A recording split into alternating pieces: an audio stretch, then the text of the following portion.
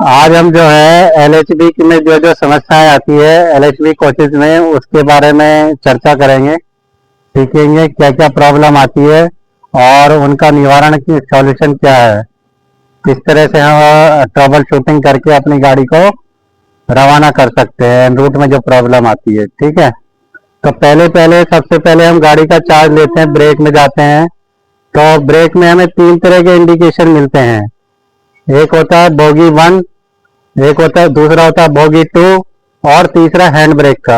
जिस side bogie 1 लिखा है तो वो उस साइड की बोगी के बारे में बताया गया है। एक कोच में 2 बोगी होती है, बोगी 1 और बोगी 2।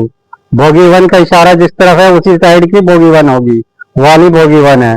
ये बोगी 2 ये इस साइड की है। अब ये दोनों बोगी 1 बोगी 2 लाल दिख रहे हैं, इसका अर्थ क्या है कि इसमें ब्रेक अप्लाइड है। ठीक है ना, ब्रेक लगे हुए हैं। हैंड ब्रेक ये आपके जो ब्रेक कंपार्टमेंट है उसके अंदर हैंड ब्रेक दे रखा है। जो वहां किसी से हैंड ब्रेक लगाएगा कोई तो ये इंडिकेशन लाल हो जाएगा। इसका अर्थ यह है कि आपकी गाड़ी के हैंड ब्रेक लगा हुआ है। अब जैसे अभी आप सीनियर गुड्स ट्रेन मैनेजर हैं तो आपको ईसीआर के लिए भेजा जाता है, तो वहाँ एलएचबी के ईसीआर मिलते हैं। कई बार ये प्रॉब्लम हुई है।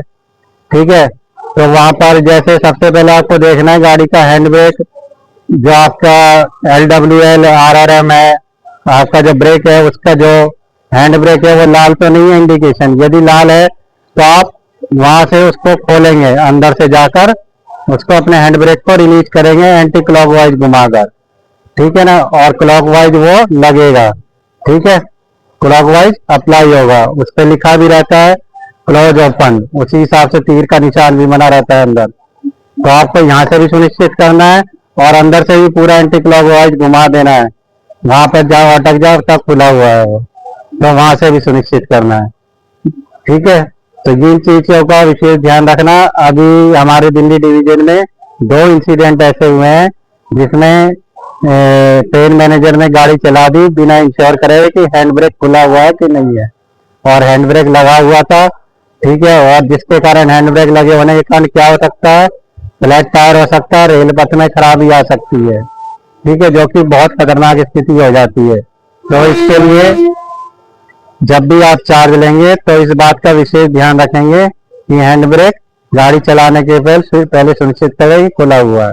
उसके बाद ही आप स्टार्टिंग परमिट देंगे, उससे पहले नहीं देंगे स्टार्टिंग। ठीक है, और कई बार ईसीआर के लिए जाते हैं, अगले ब्रेक वान या पिछला ब्रेक जो है आपका वो बंद है, दरवाजे बंद है, और आपको कह देते हैं कि लास्ट व्हीकल चला दो, पर्ची दे देते हैं। और तब आपको दिखता है कि भाई हैंड ब्रेक तो लगा हुआ है, इसका खोले कैसे? तो आपको गाड़ी नहीं चलानी है ऐसे बिना खोले हुए।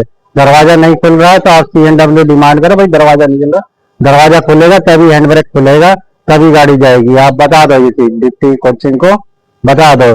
लेकिन इस तरह की अनसेफ गाड़ी नहीं चलानी, फ्लैट टायर हो जाएगा, रेल पथ खराब हो जाएगा, ट्रैक खराब हो जाएगा, गड्ढे हो जाएंगे ट्रैक में, रेल बर्न हो जाएगी, तो रेलवे के लिए बहुत बड़ा नुकसान होता है। ठीक है, अब अगले टॉपिक पे चलेंगे, ब्रेक बाइंडिंग। अगले कोच पे चलते हैं कि यदि LHB कोच में ब्रेक बाइंडिंग हो जाए तो उसको कैसे रिलीज करना है।